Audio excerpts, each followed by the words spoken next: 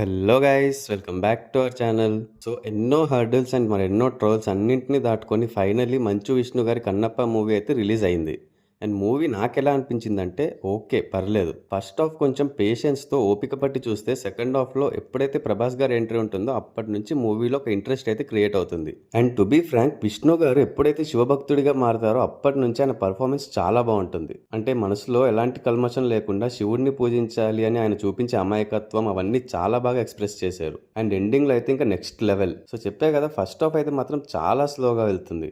అక్కడ ఉండే గూడెంల గురించి, వాళ్ళ ఇంట్రొడక్షన్, హీరో హీరోయిన్ మధ్య వచ్చే లవ్ సీన్స్, వీటన్నిటి కోసమే ఆల్మోస్ట్ ఫస్ట్ హాఫ్ అయిపోతుంది. అండ్ అక్కడ వచ్చే సీన్స్ కూడా కొంచెం కూడా ఇంట్రెస్టింగ్గా అనిపించవు. అండ్ ఇంకా చాలా వరకు క్లోజప్ షాట్స్ ఉంటాయి, అవైతే ఇంకా చిరాకు తెప్పిస్తాయి. ఆ డైలాగ్స్ అండ్ ఫైట్స్ అన్నీ ఏదో పెట్టారు కదా అన్నట్టు ఉంటాయి అంతే. ఇంకా విలన్ క్యారెక్టర్కి అయితే 1,00,000 మంది సైన్యం అది ఇది అని ఓవర్ బిల్డప్ ఇస్తారు, కానీ ఆ క్యారెక్టర్ని చంపేది కూడా ఏదో క్యాజువల్గా చంపేస్తాడు మన హీరో.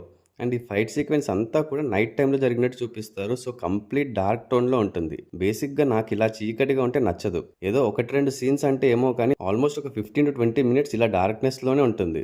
ఇంకా సెకండ్ హాఫ్ నుంచి మూవీలోని మెయిన్ ప్లాట్లోకి వెళ్తుంది. సో బేసిక్గా ఈ మూవీ స్టోరీ ఏంటి? అసలు శివుడు దేవుడు అనేవాడే లేడు అనుకునే ఒక నాస్తికుడు పరమ శివభక్తుడిగా ఎలా మారుతాడు అని. సో దాన్ని లీడ్ చేయడానికి ప్రభాస్ దిగుతారు. సో ప్రభాస్ గారి గురించి చెప్పేది ఏముంది, జస్ట్ అలా నించోని మూవీకి ప్రాణం పోసారని చెప్పాలి. ప్రభాస్ గారికి మోహన్ బాబు గారికి మధ్య జరిగే కాన్వర్జేషన్ చాలా బాగుంటుంది. ఇంకా మిగతా క్యారెక్టర్స్ విషయానికి వస్తే అక్షయ్ కుమార్ గారు శివుడిగా పర్ఫెక్ట్గా సెట్ అయ్యారు. ఆయన కనిపించే సీన్స్ కూడా జస్ట్ ఒక 1 minute అలా ఉంటారు అంతే, బట్ చాలా బాగా చేశారు. ఆల్రెడీ ఇంతకుముందు ఓ మై గాడ్లో కృష్ణుడిగా కనిపించారు, అండ్ ఇందులో శివుడిగా కూడా చాలా బాగా చేశారు. అండ్ కాజల్ కూడా పార్వతీదేవిగా బాగానే చేశారు. మోహన్ బాబు గారు ఒక అహంకారమైన శివభక్తుడిగా చేశారు, అండ్ ఆయనకి ఇలాంటి క్యారెక్టర్స్ కొత్త ఏం కాదు కాబట్టి యాజ్ యూజువల్గా బాగానే చేశారు.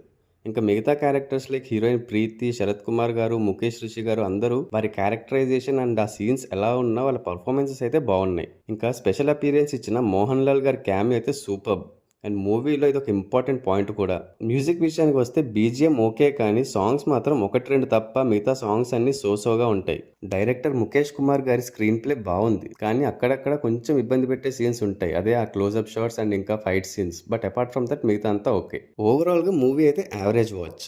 సో ఇది నా ఒపీనియన్ గైస్. మీరు ఆల్రెడీ మూవీ చూసుంటే మీకు ఎలా అనిపించిందో కింద కమెంట్స్ చేసి చెప్పండి. అలాగే మా వీడియో మీకు నచ్చినట్టయితే లైక్ చేసి మీ ఫ్రెండ్స్ అండ్ ఫ్యామిలీ మెంబర్స్కి షేర్ చేయండి. Also follow us on Facebook and Instagram. Thanks for watching. See in the next video. Adios.